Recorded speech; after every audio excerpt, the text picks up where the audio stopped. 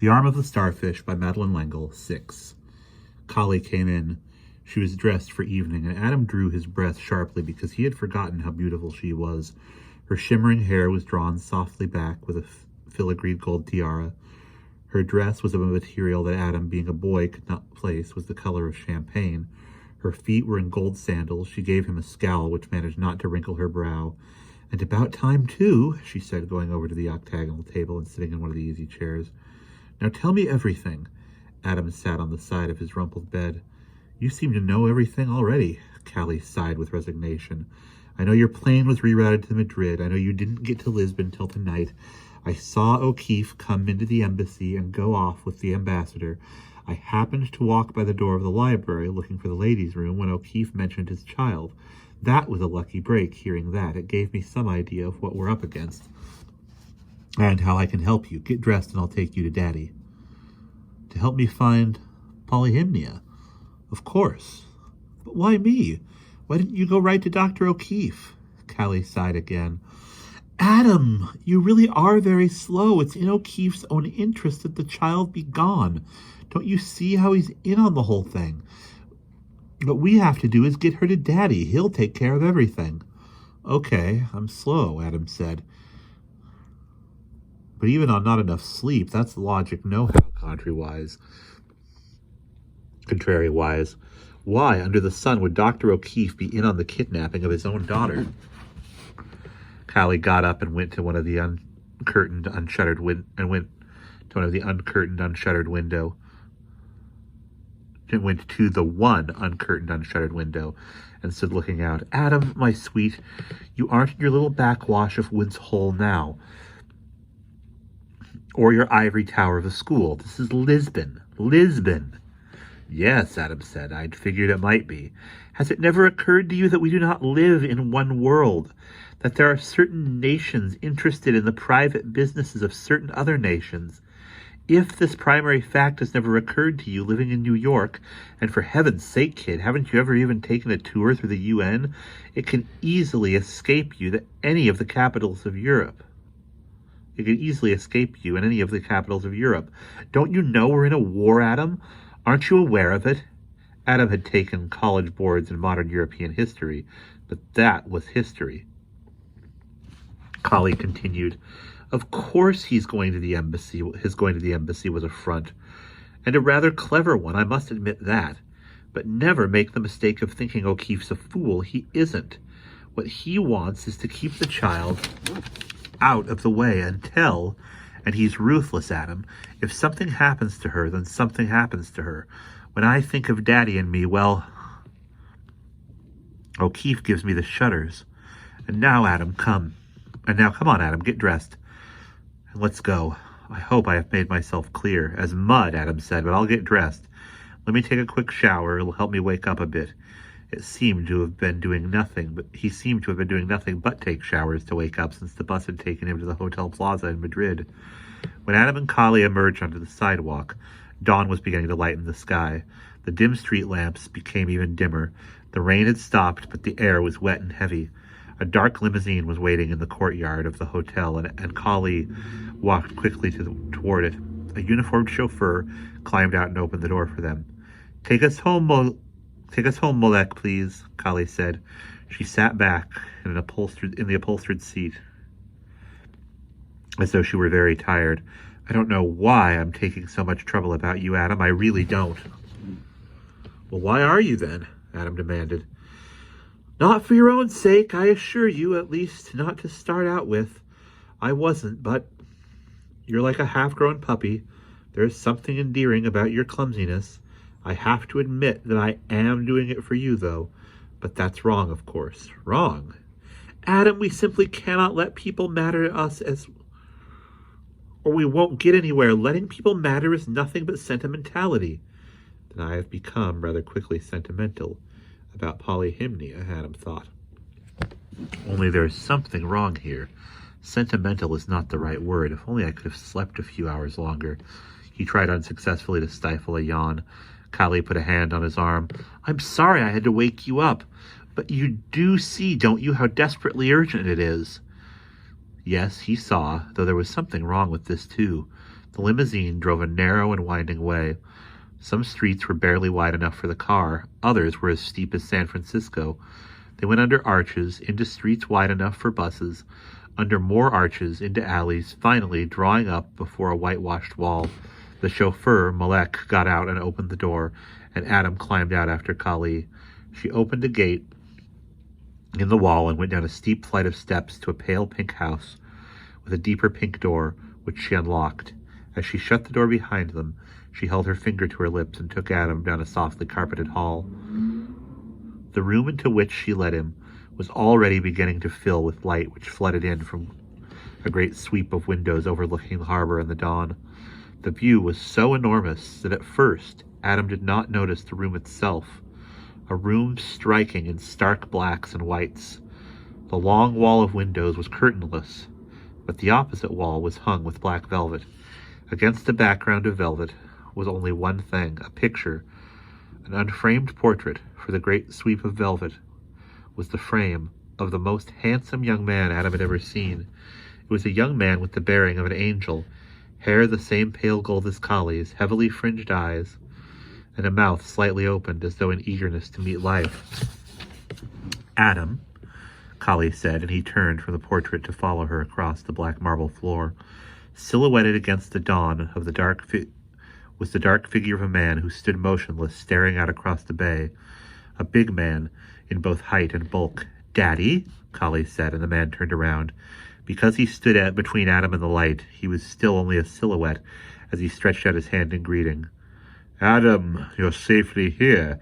He took the boy's hand in a grip of steel. His voice was high and light for the bulk of his body, but it too had the quality of steel, the steel of a spool of fine wool. He dropped Adam's hand and crossed to a desk made of a slab of black and white marble, and sat in a black leather chair, leaning back so that the last of the light struck his face. It was a powerful face. There were pouches of fatigue under the dark eyes, and the thin lips were closed in tight control. He impatiently pushed back a strand of thinning pale gold hair. Involuntarily, Adam glanced at the portrait. "That's Daddy," Kali said with pride. "Wasn't he beautiful?" The man laughed. "Yes, nothing of Dorian Gray about Typhon Cutter. Is there, Adam? I am marked by the inroads of time and experience, and this is something you lack, is it not?" "I'm getting it," Adam said warily. "And learning from it? I hope so." Typhon Cutter looked thoughtfully at the portrait. "The years make their masks on ordinary hard-working mortals, and I can assure you that my work is hard, and now you have become part of it." He looked from the portrait of Adam, and Adam looked back, saying nothing, swaying slightly with fatigue. Typhon Cutter picked up a black marble paperweight and appeared to study it. He crossed his legs, and as he did this, Adam realized that although the great body was ponderous with weight, the arms and legs were thin and bony, but again giving the effect of steel. Typhon Cutter, sitting at his desk in a black satin dressing gown, was one of the most extraordinary men Adam had ever seen. "Tired?" Cutter asked in his surprisingly tender voice. "Yes, sir, I haven't had much sleep." Typhon Cutter motioned to a stiff ebony chair on the other side of the desk. "You may sit there as long as you stay awake. I'm sorry not to be able to let you sleep, but there's no time now for anything but business, and we do have business, you and I." In a daze of fatigue, Adam staggered to the chair.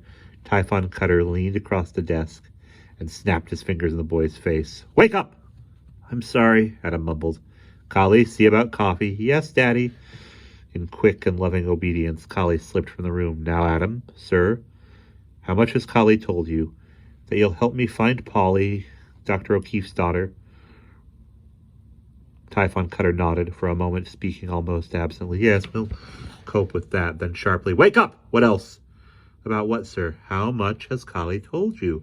Perhaps you may have thought that she seemed a little wild, or even a little hysterical, but she never does so without cause." "I didn't think she seemed hysterical, sir." "Good boy. I assume she warned you about Tallis and O'Keefe?" "Yes, sir." "Did you take her warning seriously?" "Mr. Cutter, I'm too confused to know what to think. I'm too tired. Again, the fingers were snapped in Adam's face. Wake up! Why did you come with Kali now, then? Because I have to find Polyhymnia.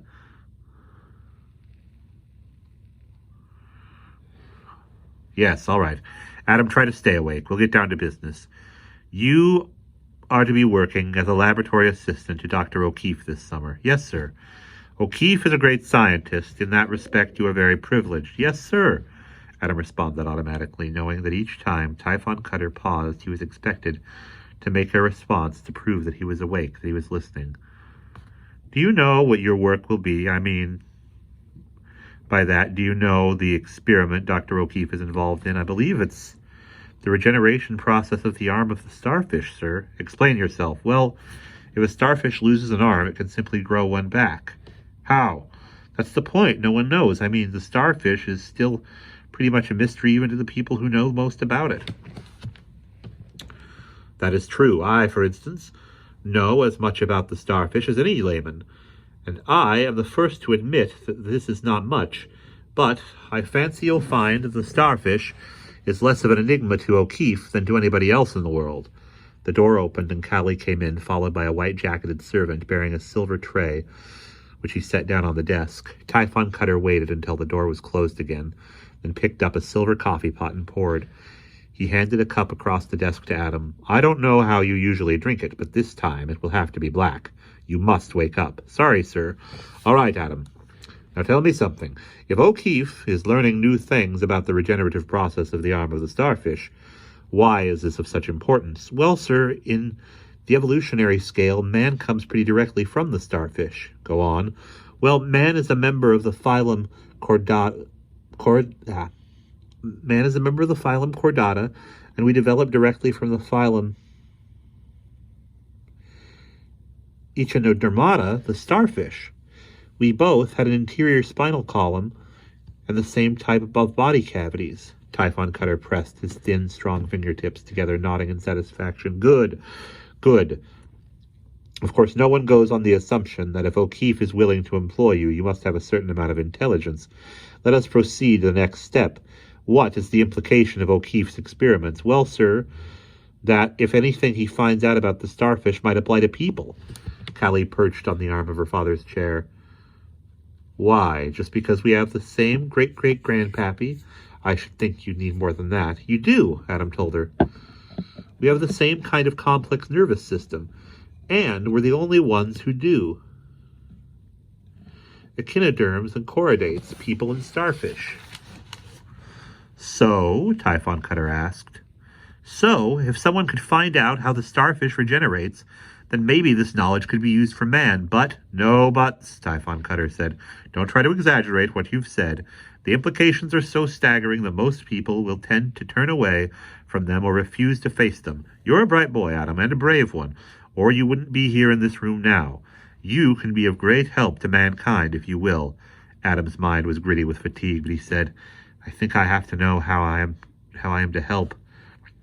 A perfectly reasonable attitude. Kali has perhaps told you something about me, that you have business concerns in Portugal, and...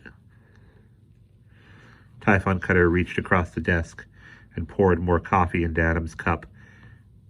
That you know a great many people at the embassy? There's the key, boy. My business is business, and a very lucrative one, I might add, but it is also more than business.